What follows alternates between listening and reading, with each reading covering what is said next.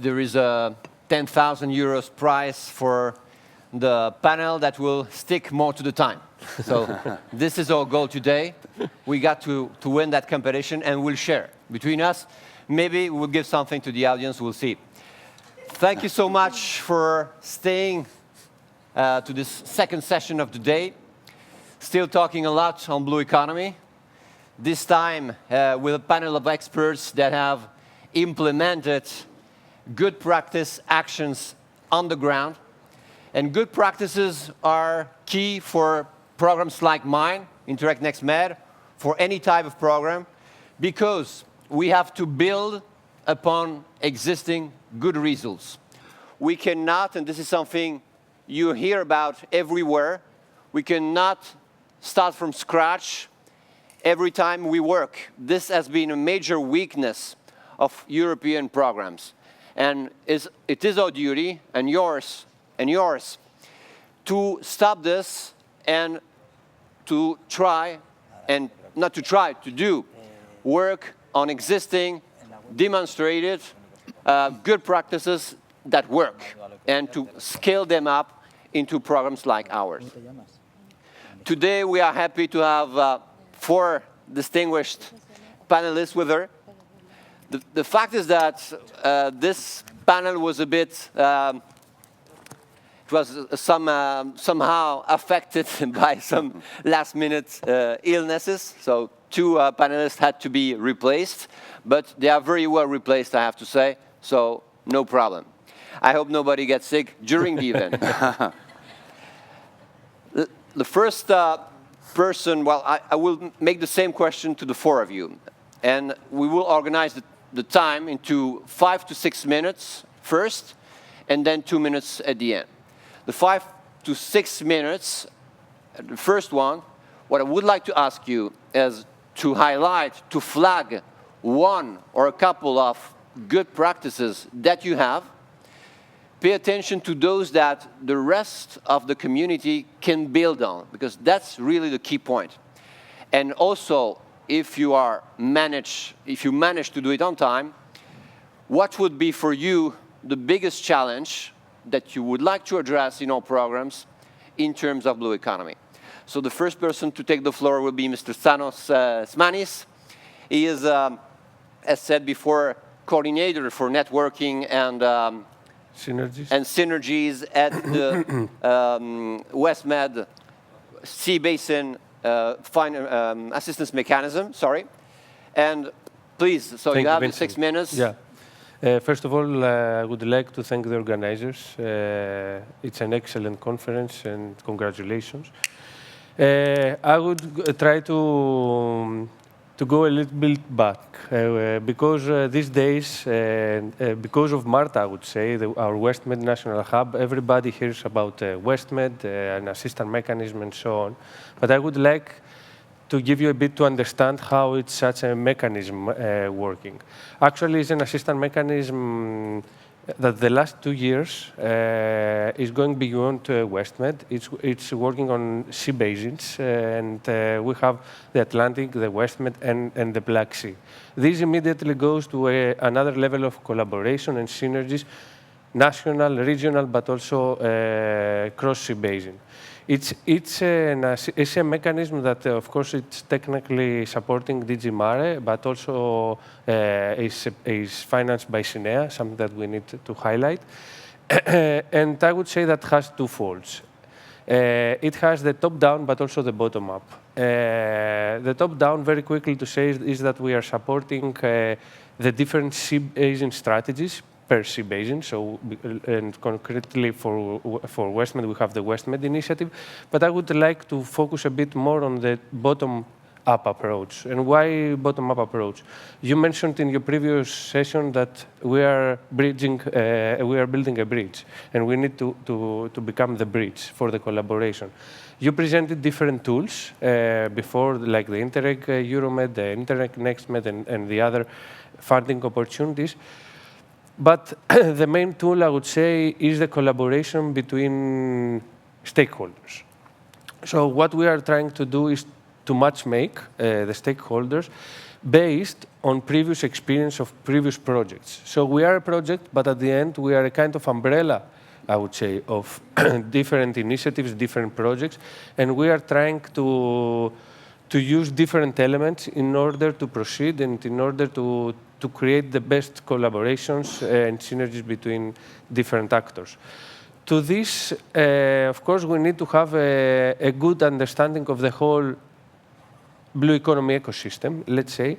So that's why synergies is really important. And when I say synergies, as I said before, we are talking about national, regional, and international. We have a lot of actors working on blue economy, and this is something that we are trying to do in order to support the stakeholders.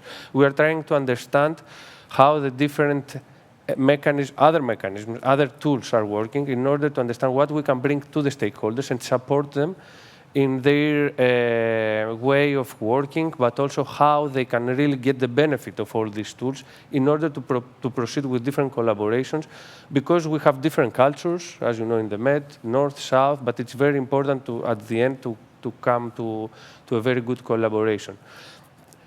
I would try to become a bit more concrete on the projects and how we are working with the projects. All these years, because now this assistance mechanism is working more than 6 years, we have created technical groups on different sectors, technical groups on different elements of the blue economy. Just to mention that we have the green shipping, we have the technical group on clusters, we have a technical group on maritime, not a technical group, but a community of practice on maritime spatial planning. And very recently, just yesterday, was the kickoff of the technical group on sustainable tourism. This technical group are the mobilizers, let's say, to bring the stakeholders together to discuss, because we need discussion, build on experiences, and bring the tools that we were referring before with the funds and the other initiatives in order to come with new projects that, as you said before, doesn't need to be ideas from scratch, but we need to build on the previous experiences. So these technical groups that are managed from the national hubs, which are our, let's say, people on the field of the mechanism, because the national hubs are supported by a big, I would say, assistance mechanism behind, a big mechanism behind, in order to support people and stakeholders to do these proposals. I don't want to go to more details at the moment, but we can discuss next. Thank you so much. Thank you so much, Thanos. It is quite a difficult task to work on synergies, because we programs, we have to confess that we are always going at our own pace, and we usually forget that the rest of the world is also working with us in the same line. So it's a tough one. Let me add just a last question. That's why we are trying to get in touch with all these different tools that we referred before, in order to discuss even action plans, how we can work together, so what we can take from these tools and give it as a benefit to the stakeholders directly. So we are in touch with the majority, I would say, of different funds, different initiatives, like UFM, like the Interreg Euromed, the Interreg family, I would say, because it's a big family, and we are in really good collaboration with all these mechanisms. Thank you for coordinating us, because we need it. Thank you. We'll now jump to our next panelist, who jumped on board very last minute, so thank you very much to be with us. Eleonora Ambrosi, you are from X23 Innovation Center, and you call yourself the Innovation Bakery, which is very nice. Please, the floor is yours. Thank you very much. Thank you for having us here. It's a huge pleasure, actually, to be here sharing our experience on the two projects that was funded 3 years ago under the MFA program. And I would like to share with you the best practices that we have achieved in the implementation of this project. So one is Eco Cruising Couture, and the other one is We Met Nature. Both projects were, thank you very much. So I will skip, I won't repeat. Thank you for having me. That was the short version.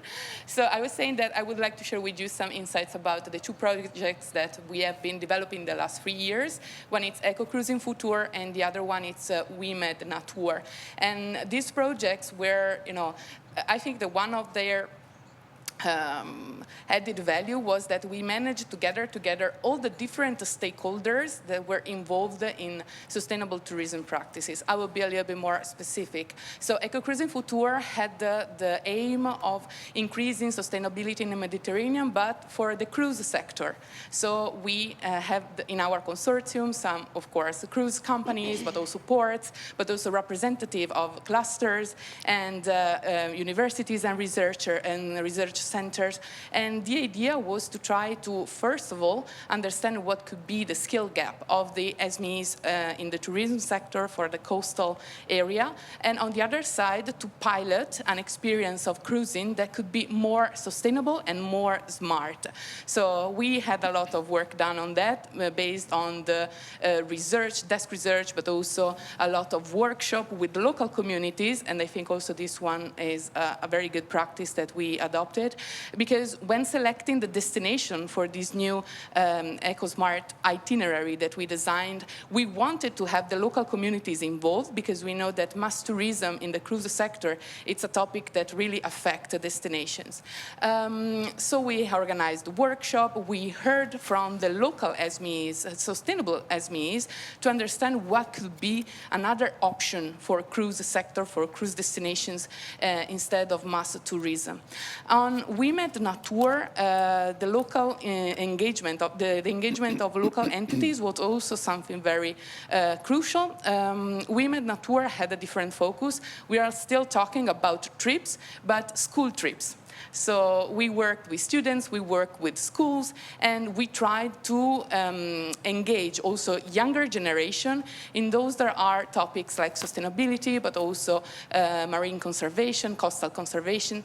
And what we developed was some pilot trips in the different coastal destinations that were not just school trips, but they were a real learning path, because students had attended some class before the trip, where teachers were provided with training material to explain to them what they were going to do. And some of the activities that were proposed in the destination were selected by, again, some workshop process, so participative process, from the local SMEs themselves. So it was a process that we like to call participative, and we truly believe that this was one of the highlights of the two projects. The fact that we managed to, it wasn't easy, but we managed to try to include all the parties that had interest in the process and trying to, match the interests. But still, there is some challenges that we faced. For example, the engagement of the local SMEs in the terms of the capacity building has not been super easy, because, as you know, SMEs are very, sometimes too much profit focused. So they need to be engaged in a way that they could see profit or benefit out of it. So we cannot count anymore on the good heart, I would say, of the SMEs who wants to commit to sustainability. Even though we tried to make the capacity building the more easy to access as possible, so it was a Moodle platform, everyone could join when they wanted. We made a lot of promotion for engagement, etc. But maybe there should be a more strong, endorsement of this kind of policies, meaning that, for example, if you wanted to be or to be recognized as a sustainable tourism SMEs, you should be, certified. I know that there are certifications, but most of the time they cost a lot, and they cost also a lot of investment. So maybe we should find a way, in the middle, from high certification as a sustainable SMEs and not sustainable at all.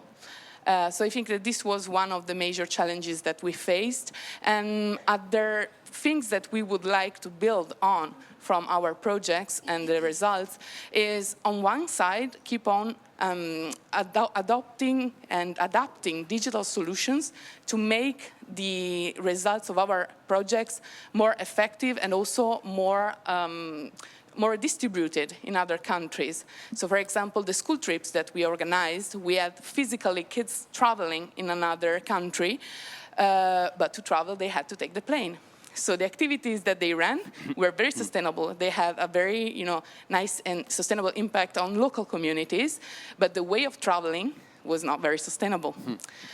So we would like to maybe try those to find, and this is also what we would like to work on, digital solutions or innovative solutions to allow them to experience that kind of sustainable activity, but also having an interest in preserving the pollution when traveling, etc. So these are the mains, and also the same applies for eco-cruising. I will be super short. For example, when we were defining the itinerary, there was a lot of new destinations that we analyzed from which could offer sustainable options, but traveling from one destination to another, we saw with our cruise company involved, it would use a lot of fuel, so it was very polluting, and so we had to give up on that solution. But if we manage to find a way for calculating, for example, the routes in order to make it less expensive in terms of fuel or pollution, that would be also an improvement in our projects. So finding new ways for developing itinerary, for example, in order to make it more, on one side, accessible and the other one more sustainable. So, thanks. I don't know how much time I took, sorry. You said a lot, and it's a lot to assimilate for the audience, but I would like to highlight maybe one of the points that for a program like our, I'm sure that for Interact, Euromed also, it's very important. It's the reconciliation between business and sustainability, between SMEs and sustainability, and what we call, it's not that we call, it's the world is calling this, so the triple P, people, planet, profit. This is really something we want to see addressed by you in our program. The point of having these speakers today is that if you want to address these similar topics, there is no way you can do it without considering them. If not, of course, you're not doing one of the biggest duty of a project manager, which is exploring what has been done in order not to repeat, not to overlap, but capitalize. So it's very important. Thank you so much for sharing this moment with us. We'll now move back, or move, not back, move to Mr. Alejandro Perez. He's from the University of Cádiz. He's the director for research in Salinas. And I have to say that he has been part of one of our best practice projects, which was called Medarzal. Very, very good one. So thank you for what you've been doing for the program. So thank you very much. The floor is yours. Thank you very much. Thank you to all for coming. So I am very happy to stay here and to try to share with you this experience. So from a lot of time ago, we start to develop different programs. In this case, is Euromed programs in relation to Medarzal, to recovering the artisanal salts in the Mediterranean. So we work sharing information between Tunis, Lebanon, Italy, Spain. And I would like to, because I only have 6 minutes, and I want to be the winner of this prize that you said before. So it's at global level for us. Okay, global level. So the question is, I would like to explain to you a good practice of one concrete place that we share to all the Mediterranean. Is the salines of the Hope, is the saline of the Esperanza. The name is in Spain, in Cádiz, and now we recover these salines, these artisanal salines, from different aims, from different objectives. And one of them is to recover different landscapes, the landscape of the environmental landscape, the cultural landscape, and of course, the economical landscape in the blue economy. So, from our point of view, we have to see the salines as a multidimensional place that we can see only one thing in one way. So we need to integrate everything that we develop in a sustainable, from a sustainable point of view. So now we develop a lot of things to recover. As you speak about conservation, so we work a lot to increasing the biodiversity. The salines is incredible habitat, is exceptional habitat. When the human develop things, increase the biodiversity. Normal, when the human develop things in the landscape, decrease the biodiversity. So, but in the artisanal salines, the human activity in artisanal point of view increase the activity, increase the biodiversity. So if we have an increasing of biodiversity, we can use this biodiversity for several types of tourisms in the blue economy, ornithological tourisms. And another point of view is we develop a lot of things because it's very difficult to preserve the things that you don't know. So we work a lot, as you, with scholars, with different type of tourists in relation to try to sensibilize, try to put our hands in the heart of the people and try to open the heart to the environment. And we develop different types of tourisms in this sustainable way, because if we increase the biodiversity in 60% level, we can also increase human activities, business, and a lot of things in a sustainable way. So we are always developing methodology and sharing in the Mediterranean area that how we can balance the tourism activities, the economy activities with the landscape, with the environment. But we don't have to forget that the traditional salins, we are losing in the world the traditional salins. This is they have a very important knowledge that passed from father to the son, from the Romans, from a lot of centuries ago to now, and we are losing this knowledge. So the cultural landscape is also very important. Environmental landscape, cultural landscape, and economy have to link together in a nice cocktail, in a balanced cocktail. So we are working a lot for the formation, for the training, for the new generation, the generation of the saliculture of the century of the 21st century. So we develop a lot of things, teaching to these people and training to these people that how they can develop tourism in the way of the economy, but also in the way of the landscape, the environment, but also in the experience, tourism of experience. So it's very difficult that the people understand what is a salin if you don't feel what is a salin. So we develop a lot of type of tourism, blue economy in relation to the feeling. So the people feel how they can take the sal, how a lot of things. So all of this is like a cycle or like a spiral. So any of experience that we develop to increase the biodiversity help to develop training course, help to develop formation or educational activities, also to develop different economy.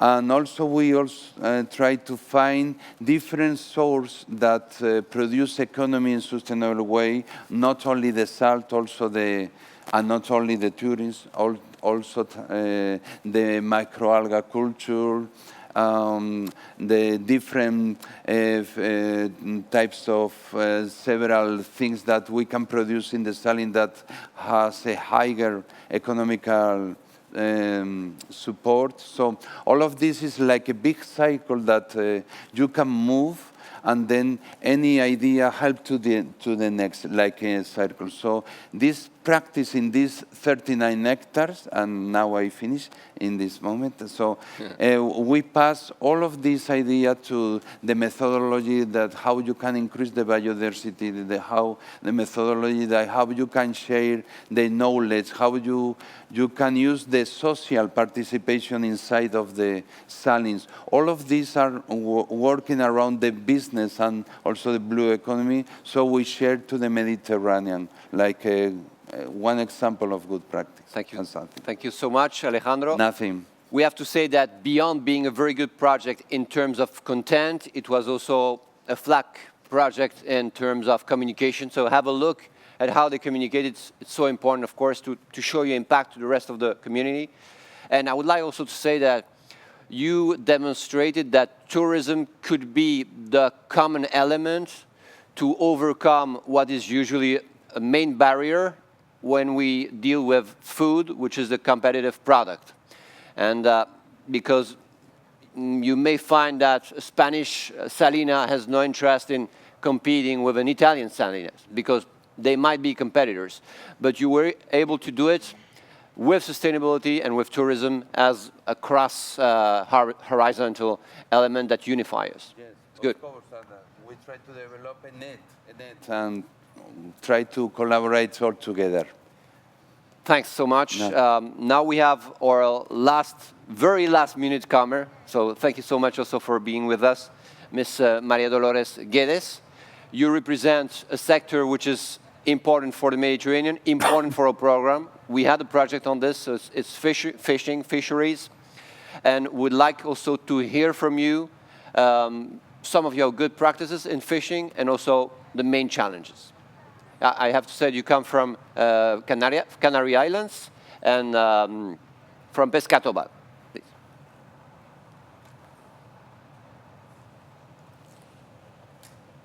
Buenos días, muchísimas gracias En español. por darnos la oportunidad de que el sector pesquero artesanal, en este caso desde donde vengo, desde la isla de Gran Canaria, hoy esté aquí, visible. Porque atravesamos dificultades, eso no cabe duda. Nosotros tenemos la oportunidad, y he de decirlo, gracias a la Red Nacional de Turismo Marinero, al Cabildo Insular de Gran Canaria y evidentemente Pescatobal ha apostado, la cooperativa de pescadores que represento, una comunidad de pescadores que tiene más de 30 pescadores y dependemos del sector profesional.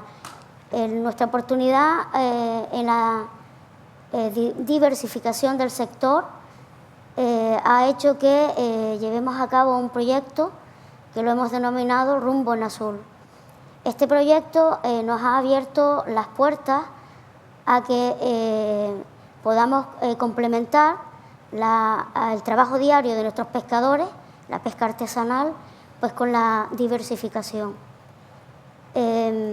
Nosotros llevamos este proyecto desde hace 2 años. No ha sido un camino fácil, pero nos ha servido, bajo el paraguas de la economía azul, nos ha servido, somos los grandes desconocidos, y nos ha servido para enseñarle y mostrarle a la sociedad civil cuál es nuestra actividad a pie de muelle. Mucha gente desconoce incluso cuáles son nuestras especies, cuáles son las tallas mínimas, en qué normativas estamos trabajando, y explicamos cuando vienen nuestros visitantes al puerto las características de nuestra flota, cuáles son nuestras singularidades y particularidades a la hora de trabajar en el sector pesquero. Hemos tenido la oportunidad de recibir a escolares porque entendemos que desde la educación es donde tenemos que incluso hacer atractivo este sector para que tenga su continuidad. Tenemos un grave problema ahora mismo con el relevo generacional y esta oportunidad de diversificación que tenemos en nuestras manos hace pues que trabajemos con escolares, con la sociedad civil, sobre todo para que se consuma pescado fresco. Somos un sector en el que defendemos la soberanía alimentaria, la sostenibilidad sobre todo y el recurso. Somos unos custodios del mar, en definitiva. Nuestros retos ahora mismo son muy claros y sencillos. Es continuar defendiendo al sector, complementando esta herramienta maravillosa que se nos ha puesto en nuestras manos para que se nos conozca, para que incluso las personas jóvenes se puedan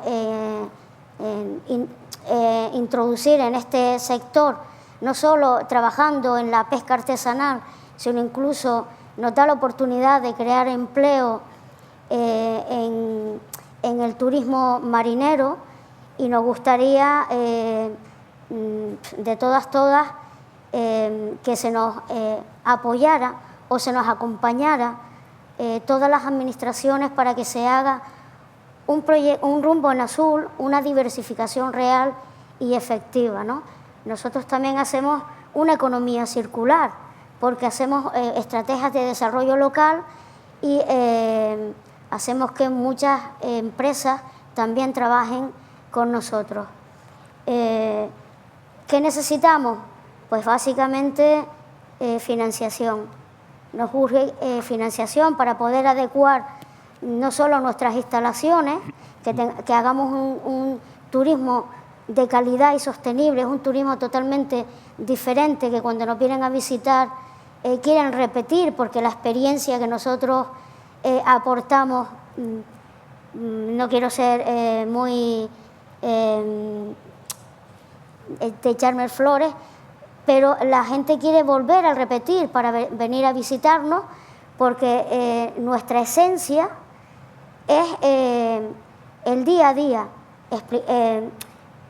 Hay que sentir cuando nuestros pescadores llegan a tierra, llegan al puerto, acompañamos a los visitantes a pie de muelle para que vean cómo nuestros pescadores, con su arte de pesca, tenemos varios artes de pesca, porque practicamos artes menores, una polivalencia que hacemos en Canarias, totalmente selectiva y sostenible, que hace que nuestro recurso se mantenga.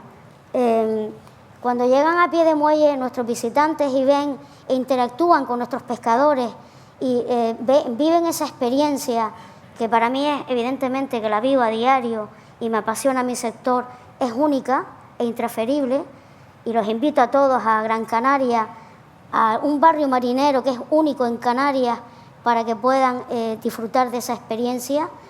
Ven cómo nuestros pescadores desenmaya, por ejemplo, un casonal, o cómo sacan el pescado de la NASA totalmente... Tenemos que ir terminando la... Sí.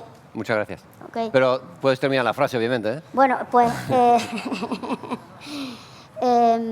pues ven cómo sacan esa especie fresca, aprovechamos la oportunidad de explicarle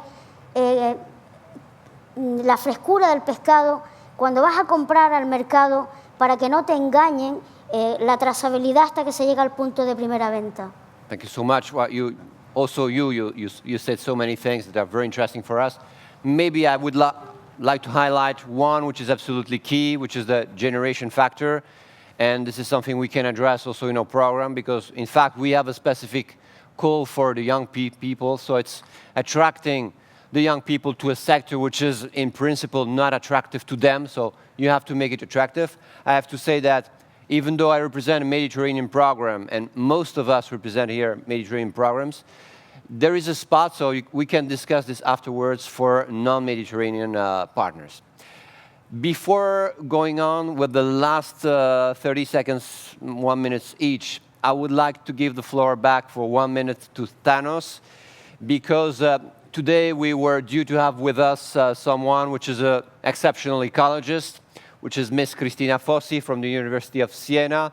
She has been implementing very, very good projects on plastic busters, fighting against plastic litter and marine litter in our program and other programs. So, Thanos, can you give us a few hints on this in 1 minute? I don't want to give details of the project, but I would like to go back to what you mentioned also in the previous session, that we have a lot of projects, but we need to, it's not that competitive because few of them, or not that many, are good projects.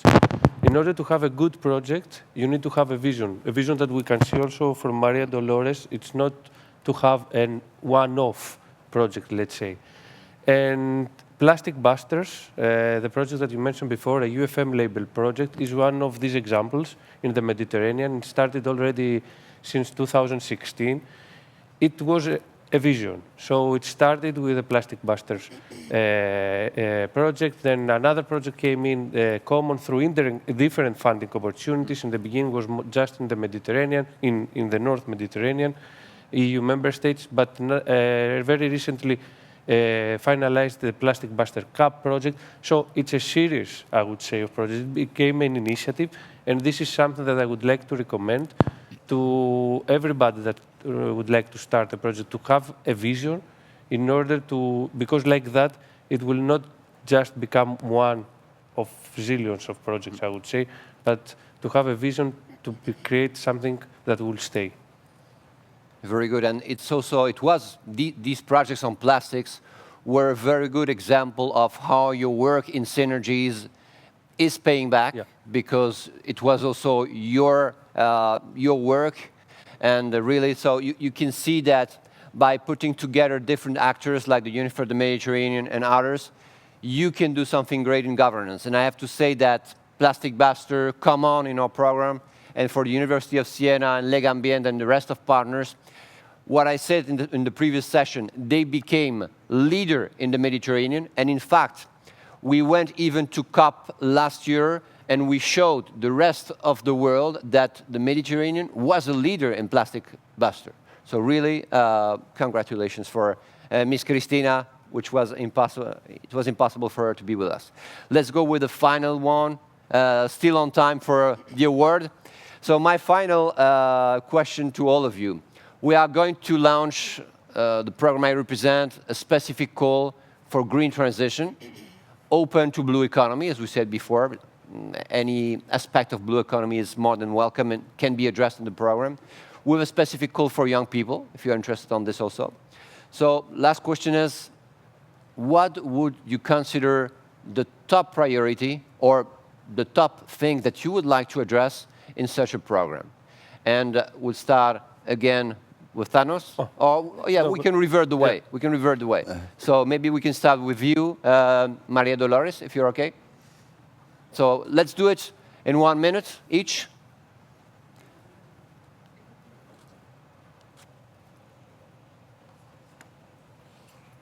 Bueno, como comencé mi intervención, uno de los grandes problemas que tenemos en el sector, evidentemente hay que también nombrarlo, el papel de la mujer es importante, hay que valorizarla. Siempre estamos como en la parte de atrás y debemos también darlas a conocer, ¿no? Visibilizarlas. El relevo generacional, las nuevas generaciones, evidentemente, es un reto para el sector y que nosotros desde Pescatoval apostamos a diario por la formación, que es importante, que para nosotros en nuestra isla es costosa, porque tenemos que tirar de academias y nosotros casamos perfectamente con el proyecto que estamos llevando a cabo del Rumbo en Azul, en poder defender todas estas prioridades. Es importantísimo, por lo que acabo de mencionar, nuestra continuidad, porque alimentamos a la población. Además de alimentarla, queremos generar economía y generar empleo con los familiares de nuestros pescadores. El sector pesquero es primordial. Thanks a lot. Muchas gracias, María Dolores. Attracting the youth, also attracting women, because it's a very man sector, traditional man sector, working on training, all types of things that we can address very easily in a program like ours. So thank you so much for your inputs, and I hope that the rest of the Mediterranean will join you. Alejandro, what do you think? Yes, I would like to use two ideas of you, because we are also very interested to include the woman in the salines. So we change the tools, we change the dimensions of everything in the salines, and now we have more women, and they produce more salt than demands in the salines. So in this, and we also want to work in the diversification of the economy in the salines, in the role of the dermocosmetic products. But I would like to be the end of my intervention is to speaking about the blue carbon in the Mediterranean, the importance of the blue carbon. The salines are trapping the carbon, and they are developing an important role in relation to the global change. So the salins can trap a lot of, a very high amount of carbon in the ground. So it's very important to develop, and now we are working to develop a net in the Mediterranean to evaluate the role of the salins trapping the carbon in relation to all the emissions of the carbon that we have. And the another part in relation also to the global change is what happened with the increasing of the sea rise, the sea level. What will happen in the Mars? What will happen in relation to the developing of the business? So what we can do to try to decrease or try to amortiguate this effect, these negative effects. These two ideas in relation to global change. Blue carbon would be very disruptive for a program like ours. Yeah. We are not an innovation program, so it would be nice to see also something so innovative in our program. And of course, adapting to sea rise level, it's there. It's something we should all address. So far, we're about to see if we are going to have one project on this topic, but I hope you can also address this. Yeah, yeah. Eleonora, from your point of view as innovation expert, what do you see? Yeah, actually, what we expect for our next project is to go a little bit behind the concept of sustainability and try to endorse like restorative tourism and adaptation to climate change for the SMEs, touristic SMEs in the coastal areas, and also doing so by, again, involving the younger generations through schools, because we saw that it was a very, their engagement had a lot of value to our program. So we really believe that we could replicate that. And on the other side, we truly believe that, and we would like to work also on the strengthening the value chain of tourism toward these two principles of restorative tourism and adaptation to climate change. Also because we saw that there's also need to equip them with the knowledge about risk management, find new solutions, because climate change is here, and tourism it's one of the sectors more affected, so they need to be prepared of what could happen in the future. Thanks. Again, use is a common factor, and very good to highlight our weakness in supply chain, which has been very obvious in the last years, not specifically in tourism, but in food or in energy. So it's something the Mediterranean and Europe should be working on, making our supply chains more strong in all sectors. Thanos, you will have the very high responsibility, because if we want to check, you have to do it in 1 minute. I will not go, it's very important what we heard so far. I could go even for decarbonization, even for marine protection and so on, but at the end, what I think is really important is the inclusion of the society, because at the end, with the climate crisis that we are facing, we need to change the mindset. So I think this is very important. This is an horizontal aspect that we need to have in all different sectors, and this is something that all programs should consider on how to achieve that. Thank you so much. We are on time. Can we take a few questions if there are? Because it's now 11. I know that coffee break is waiting, and you are. And I need coffee, and you too. But is there any question, maybe, for our guests? The truth is that from here, we hardly see anything. So if there was a hand raised, I haven't seen it. Marta? Thank you, Vincent. You already won the prize. Welcome. Good. We'll see how we divide it. My first thing is to congratulate. I mean, these are examples of projects that have been funded. So you were already doing this effort of applying to a funding call. I'm sure before you obtained your first funding, it was very tough. It was a really steeping curve. So I want you to tell us, how did you manage to keep that encouragement until you found your first funding opportunity? So as to encourage those that are thinking about maybe having this first entry point, to really keep going. It's a steeping curve, but I think by what I heard, it's really worth. Thank you. Who wants to take the floor? You're free, of course, you're free. For us, what was first of all, the vision. The vision is the thing that drives you. So if you have a vision, then you are committed. But secondly, I think that engaging the right partners is crucial. Because if you share the same vision of the project, even if there are some ups and downs, so you propose something that you really believed it was super great, and then it got not funded, then if you have other companions in your travel, stay in the tourism, it's easier to engage and to commit to another proposal. So partnerships, I think it's crucial. Anyone else? It's okay. Alejandro? Yeah. No? So Yo podría. yes, sure. Pues respondiendo a tu pregunta, Marta, básicamente es la esperanza. La esperanza, la gana, la lucha, la resiliencia. Este sector es muy resiliente. ¿Cómo hemos estado avanzando y caminando durante estos años?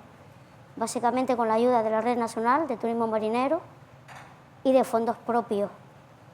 Y ahí estamos, manteniéndonos firmes, sin bajar la guardia. No nos rendimos ni nos vamos a rendir porque creemos en este proyecto y creemos en nuestros pescadores y en sus familias. Thank you so much. I think we cannot add much more to your final words, as they are very good, very enthusiastic. So I would like to finish with this. Thank you so much. Try to capitalize on what has been showed and mentioned by our experts today, and see you very soon in our program or in another. Thanks. Thank you. Thank you.